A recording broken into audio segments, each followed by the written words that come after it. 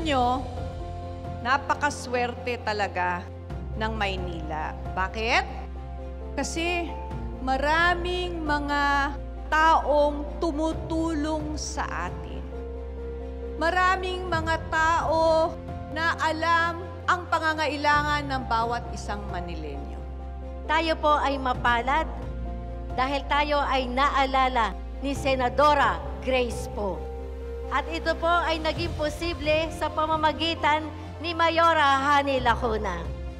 Ito pong tulong pamatid ng AIC sa amin para sa mga barangay health worker is additional, kumbaga, pambiling pagkain or pambabayad sa renta ng bahay. Kaya naman, nandito tayo ngayon, nagsama-sama tayo para sa tulong sa AIX na napakagandang programa ng DSWD.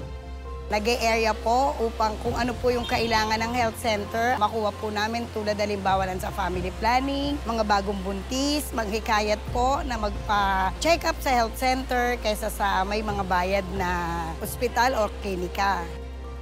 Ito po ay aking gagamitin upang mabili ko po at matustusan ang mga pangangailangan po ng aking mga apo. Nagpapasalamat po ako sa aming mayora na si Hani Lacuna Pangan. Ganun na rin po kay Senator Grace po. Maraming salamat po sa kanila.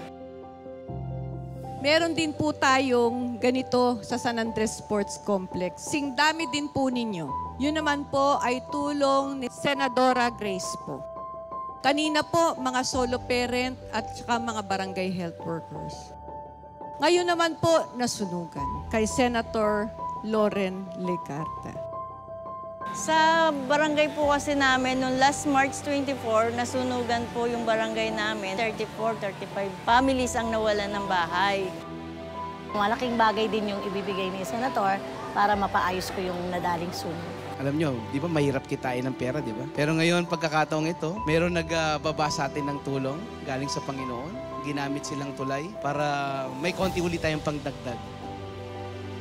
Ang gagawin ko dito kasi yung anak ko, kailangan ko bilhan ng gatas ngayon kasi mayroon pa po akong 1 taon at saka 7 buwan po na anak.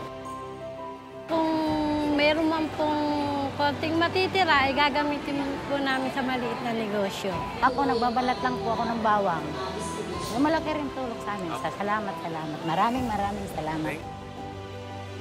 Sapat ba yun sa mga nawala sa inyo? Hindi pa rin po sasapat. Kaya po kahit anong tulong tatanggapin at tatanggapin natin para sa bawat isa sa inyo, nang sa gayon po unti-unti pa rin tayong makabangon.